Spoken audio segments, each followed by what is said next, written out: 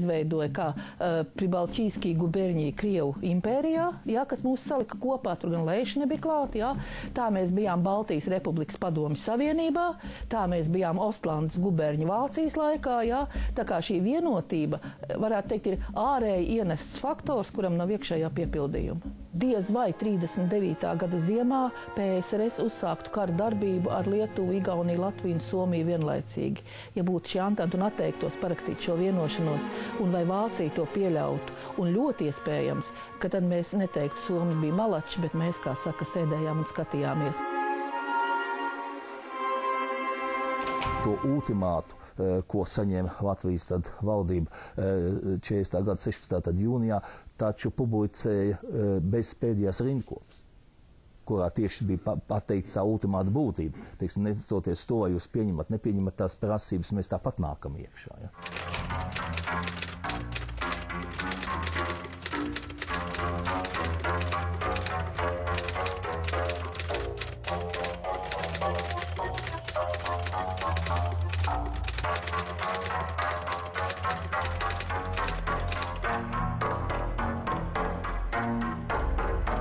Baltijas valstu okupācija 40. gada, teiksim, jūnijā tad vidū, tad praktiski ir Vācijai ļoti liels pārsteigums. Joachims von Ribbentrops, toreizējais Vācijas ārlietu ministrs, liek saviem visiem palīgiem izstrādāt ziņojums, vai ir kāda iespēja pretoties tam, ka Padomju Savienība okupē Baltijas valsts. Viņa secinājums bija viennozīmīgs, ka Vācijai nav absolūti nekādas iespējas traucēt šo Baltijas valstu okupācijas norises. Kāpēc nav nekāda iespēja? Tāpēc, ka viss Vācijas karaspēks no maija sākuma ir aizņemts rietumos, tad uzbrukums Francijai, ja, kurā iesaistījusies arī Lielbritānijas spēki, un šeit austrumu robežu, ja robežu pie, teiksim, austrumos aizsargā tikai 10 vācu divīzijas. Un līdz ar to, ja Staļins būtu gribējis tajā laikā, teiksim, iet tālāk, okupēt visu Vāciju, viņš to varēja mierīgi 40. gada jūnijā izdarīt, jo vāciešiem nebija nekādu spēku, kā to apturēt.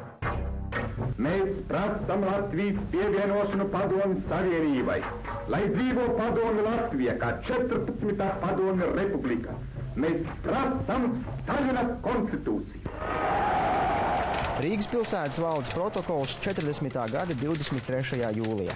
Sakarā ar to, ka ir nodibināta Padomju Latvija, šīs jaunās iekārtas nodibināšanu vēlams tūliņ atzīmēt ar ielu un laukumu pārdēvēšanu Rīgas pilsētā. Vispirms vēsturisko 17. jūnija notikumu PSRS karaspēka ienākšanas Latvijā un Rīgā atzīmēšanai 15. māja laukums pārdēvējams par 17. jūnija laukumu. Otrakārt, PSRS sarkanās armijas nopelni Latviju tautas atsvabināšanā no fašistu jūga atzīmējam ar aizsargu ielas pārdēvēšanu par sarkanās armijas ielu. Treškārt, padomju varas proklamēšanu Latvijā šī gada 21. jūlijā un iestāšanās PSRS atzīmējam ar vienības laukuma pārdēvēšanu par 21. jūlija laukumu. Ceturtkārt, mūsu kopīgās Tēvijas galvaspilsētas slavināšanai pārdēvējama tagadējā Latgales iela par Maskavas ielu.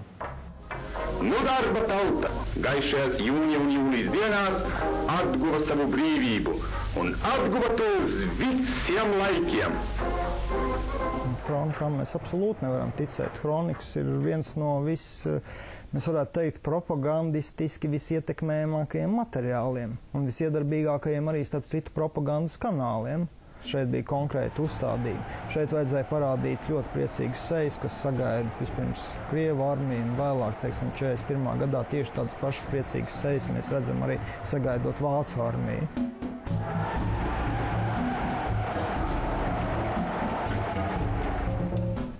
Vai ebreji patiešām bija vienīgie, kā tautā vēlāk teica, tanku bučotāji. Ja? Rietumu pasaule bija kapitulējusi Vācu priekšā, un vienīgais glābiņš ebrejiem bija Staļina asiņainais režīms, par kura nebija nemazāko šaubu. Uzstājās ebreju komisārs Forms tērpā, kādiem to daudziem rombiem uzrunāja, tos sapulcējušos ebreju kungus, īpašnieks Idišā. labāk atdodiet Staļinam savu bodīšu atslēgas, nekā Hitleram atdot galvu.